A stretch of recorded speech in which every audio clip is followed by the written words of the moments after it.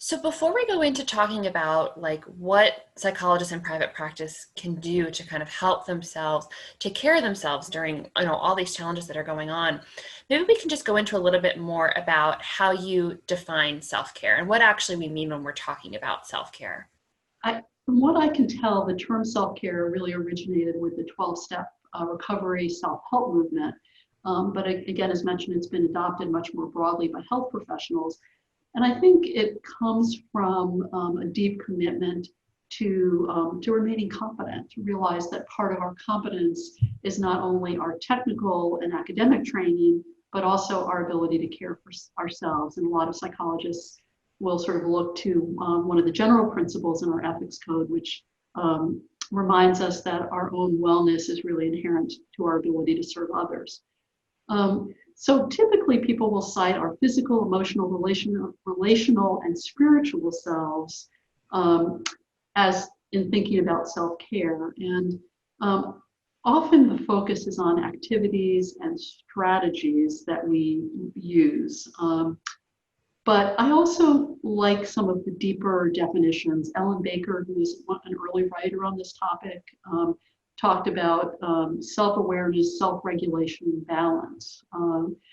And other authors have talked about the enduring quality of our professional functioning over time in the face of really inevitable professional and personal stressors. So I like to think about self-care broadly and recognize that it came from actually a rather spiritual self-help movement, but that I think as psychologists, our technical knowledge can really deepen our understanding of what self-care is and what it can be. What role can colleagues play in terms of self-care?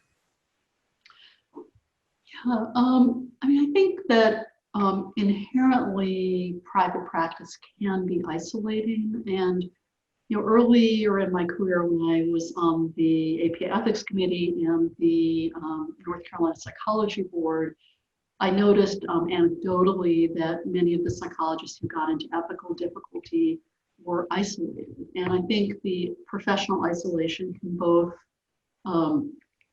sort of lead to just loneliness and potentially more reliance on one's clients as a source of sort of social life and connection, which I think can start to distort the relationship.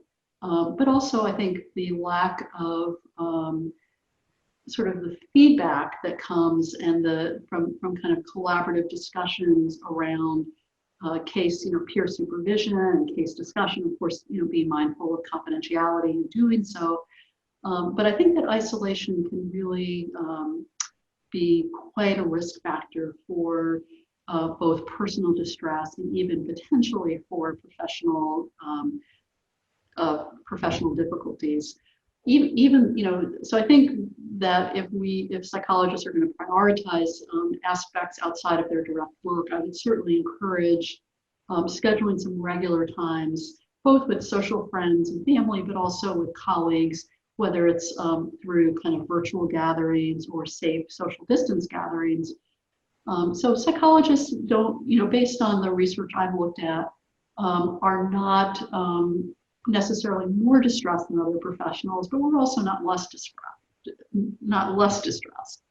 And so I think this self-compassion practice can really reduce our self-judgment, our isolation, and our rumination. And of course, as we know from our training, that engaging in isolated rumination can also really lead to a downward spiral. So I think that these are really useful principles to remember. What I really like about that is oftentimes I think the pushback that I hear from psychologists or individuals in general around self-care is, I just don't have the time.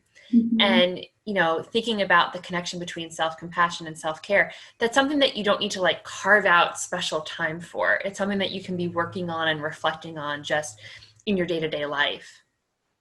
Is some research that suggests that from an evolutionary perspective, we really are not prepared for all of the hyper-reality contexts we find ourselves in. And of course, when the work also involves remote teletherapy rather than being in spaces with people, I think we may eventually learn that that creates its own added kind of stressors that we might be able to offset by very intentionally being outside.